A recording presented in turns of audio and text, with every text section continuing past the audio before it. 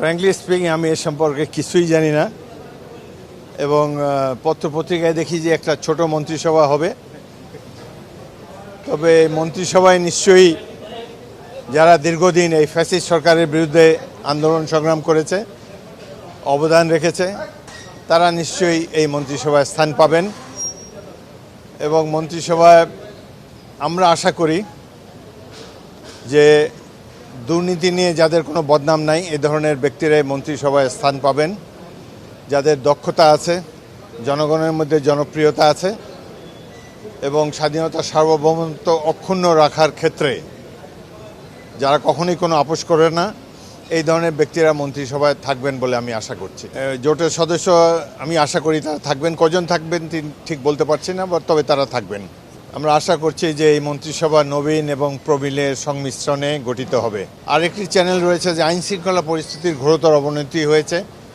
গত 1.5 বছরে তেমন কোনো উন্নতি আমরা দেখিনি এই সেক্টরে। তো আইন শৃঙ্খলা পরিস্থিতিকে সঠিক মাত্রায় নিয়ে আসা, জনগণের প্রত্যাশার সাথে যাতে এর মিল থাকে সেই পর্যায়ে উন্নীত করা, এটা একটি বড় চ্যালেঞ্জ হবে। আমরা স্বাধীন সার্বভৌমত্ব বাংলাদেশ দেখতে চাই। বাইরের পৃথিবীতে আমাদের বন্ধু থাকবে, কোনো প্রভু থাকবে না। বাংলাদেশের স্বাধীনতা সার্বভৌমত্বের প্রশ্নে বিএনপি সরকার কখনোই কোনো ধরনের আপোষ করবে না। ক্রীড়ামন্ত্রী ছিলাম না কখনো, আমি পানি সম্পদ, বাণিজ্য, পাট এসব ছিলাম। ক্রীড়ার ক্ষেত্রে অনেক কিছু করার আছে বাংলাদেশের এবং ক্রীড়ার মান ক্রমশ নিম্নগামী একজন সাবেক খেলোয়াড় হিসাবে এটি আমি মনে করি। সুতরাং সরকারের উচিত হবে ক্রীড়াকে আরও প্রসার করা, বিশেষ করে জেলা উপজেলা লেভেলে যাতে ক্রীড়া প্রতিযোগিতা হয় সেদিকে মনোনিবেশ করতে হবে।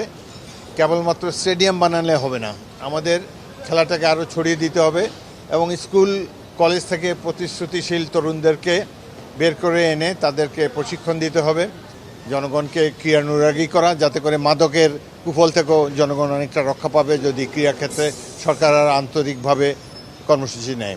মানুষের কোনো সন্দেহ নাই, দেখেন মানুষ যেভাবে ভোট দিয়েছে, কত কথা শুনেছে যে ইলেকশন হবে না, হইলেও বিচ্ছিন্নতা হবে, তারপরে অভ্যুত্থান হবে, পরাশক্তিরা ইন্টারভেন করবে, নানা রকমের কথা। দেখেন বাংলাদেশের জনগণ কত দৃঢ় প্রতিজ্ঞ।